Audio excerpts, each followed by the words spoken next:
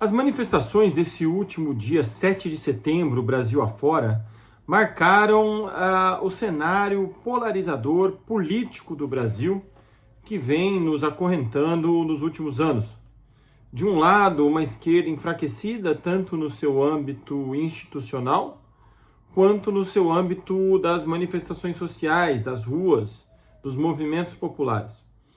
Por outro lado, uma direita também que faz mais barulho, que consegue ocupar maior os espaços não só em São Paulo, mas também em diversos estados do Brasil, porém que ainda não tem a densidade popular que já teve em outrora, que já teve em outros momentos.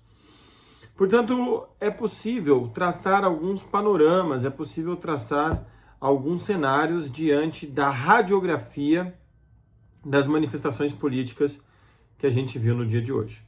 Então, por um lado, a esquerda se concentrou em alguns pequenos focos em São Paulo, com uma bandeira e uma luta mais reativa, no sentido de se contrapor ao movimento de anistia orquestrado pelo Congresso brasileiro, mas sem nenhuma pauta propositiva. A impressão que dá é que desde a vitória de Lula, a esquerda brasileira ela vive um movimento inercial, somente a partir da liderança de Lula, da condução de Lula, enquanto muito mais um poder simbólico do que necessariamente um poder representativo, um poder político.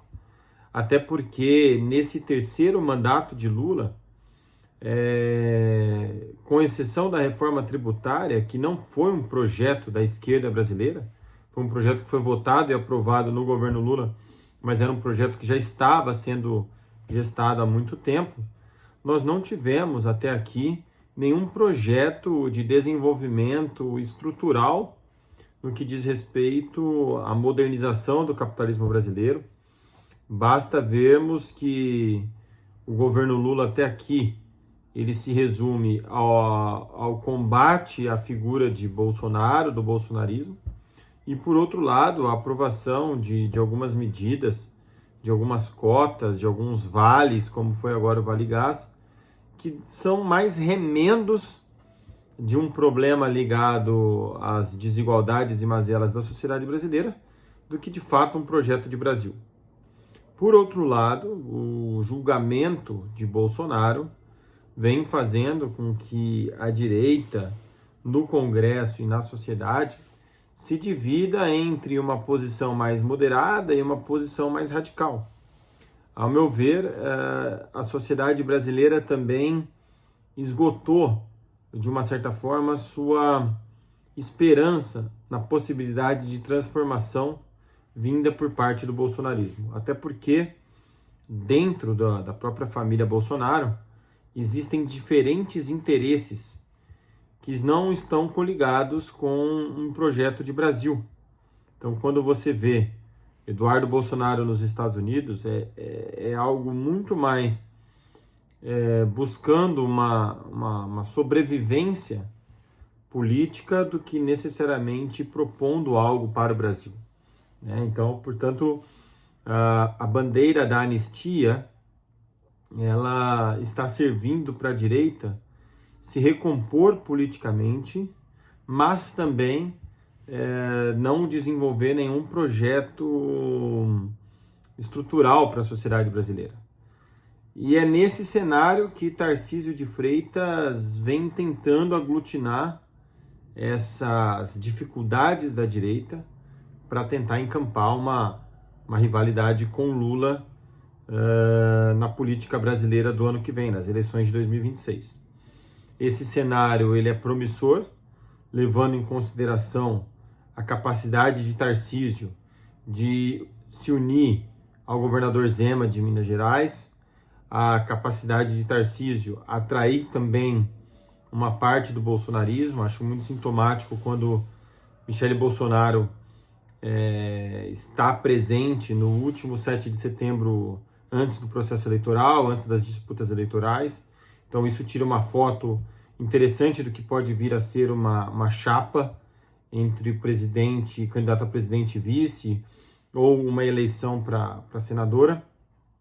No entanto, essa direita agora terá que buscar os candidatos, os cidadãos moderados, os cidadãos que, de uma certa forma, nas últimas pesquisas, vêm se mostrando cada vez mais cansados dessa polarização entre Lula e Bolsonaro, e que já sentem no bolso, já sentem na sua perspectiva de futuro, uma falta de projeto dessas duas forças, o que culmina num aumento da dívida pública, o que culmina num mascaramento da inflação, e tudo isso afeta profundamente a capacidade do brasileiro de se projetar no futuro. Diante disso, a candidatura de Tarcísio é uma candidatura interessante, levando em consideração os seus projetos de infraestrutura aqui em São Paulo. No entanto, ainda não há um caminho que o Tarcísio vem definindo como um projeto de Brasil, né? Então, eu vejo que essas manifestações do dia 7 de setembro, elas foram manifestações importantes, muito mais para consolidar a imagem de Lula como um candidato presidenciável, ao adotar um discurso no sábado extremamente oportunista. E do outro lado, a liderança de Tarcísio agora se consolida principalmente nessa luta pela anistia, em favor das pessoas que estão presas e principalmente em favor do presidente Bolsonaro, algo que deve movimentar bastante a política brasileira nas próximas semanas, porque o julgamento de Bolsonaro está para acontecer, a sua condenação, e ao mesmo tempo Tarcísio sabe que corre contra o tempo para ter o apoio de Bolsonaro, né, ter o beneplácito da família Bolsonaro, após algumas divergências com Eduardo Bolsonaro, até para se consolidar como um presidenciável ali em 2026. A briga será muito grande, nós estamos caminhando provavelmente para mais um período de disputas políticas acirradas, né? A gente tende a ter um segundo turno acirrado entre Lula e Tarcísio, ou Lula e Zema, mas hoje eu diria que é mais provável Lula e Tarcísio, e a partir daí caminharmos para uma definição. Será que o Brasil ele se sustenta mais 4 anos nessa letargia?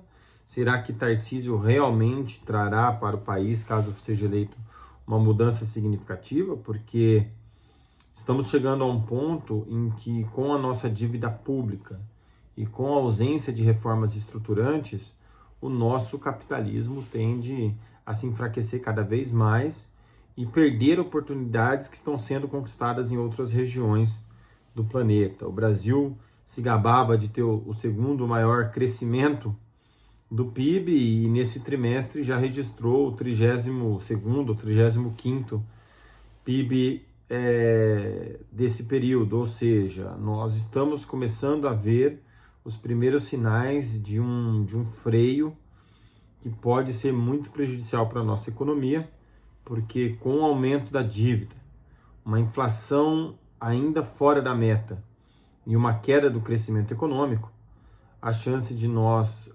adentrarmos a uma nova crise é muito grande, enquanto que o mundo se reestrutura numa nova ordem mundial, tendo como líderes China, Estados Unidos, Índia, e uma Europa que tenta juntar os seus cacos para se manter influente. Vejo que, tanto no que diz respeito às reformas administrativas, reforma previdenciária que será necessária, uma reforma trabalhista que não tenha tantos percalços e tantos impedimentos por conta da justiça, uma reforma educacional que consiga, de fato, modernizar o ensino da sociedade brasileira. Vejo que caminhamos aí para um estado de letargia mesmo, acho que essa é a palavra ideal. Caminhamos para um estado de letargia para os próximos anos, que pode culminar numa nova crise econômica. Os cenários não são promissores, nós não vemos no atual governo uma possibilidade de propor algo novo, ao mesmo tempo em que o Congresso ele tem um poder econômico muito forte, mas também não estabelece políticas públicas eficientes para o nosso país. E para piorar tudo, uma crise de legitimidade do Supremo Tribunal Federal, aonde pela primeira vez nos últimos tempos, pelo que eu vejo, um governador de estado relaciona um ministro do STF à figura de um tirano. E isso mostra que a nossa harmonia, prevista na Constituição, a harmonia entre os poderes, também vem causando uma letargia para o nosso desenvolvimento. Isso significa que para um empresário, para alguém que queira de fato arriscar, investir no Brasil, as coisas vão ficando cada vez mais difíceis, tendo em vista que a gente não sabe quais os caminhos que o país deve seguir. Nós não estamos tendo uma orientação, um posicionamento. Parece que o tempo todo estamos reagindo, tanto no âmbito global quanto no âmbito nacional. E isso é muito prejudicial para nós.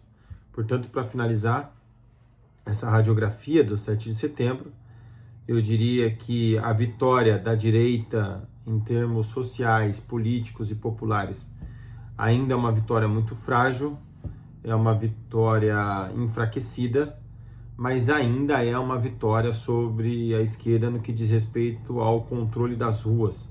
As ruas hoje falam mais sobre conservadorismo, sobre liberalismo, do que necessariamente sobre as ideias da esquerda.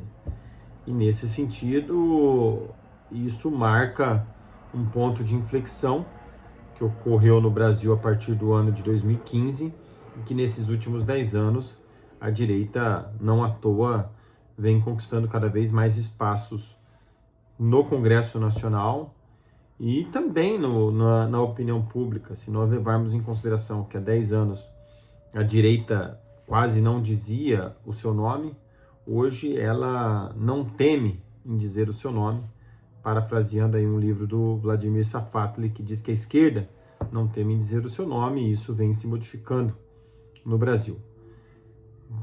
E é isso, pessoal. Espero que vocês tenham gostado do vídeo. Compartilhem e troquem, e podem escrever também aí nas nossas plataformas, no nosso chat do YouTube, e faremos mais análises nas próximas semanas. Um grande abraço.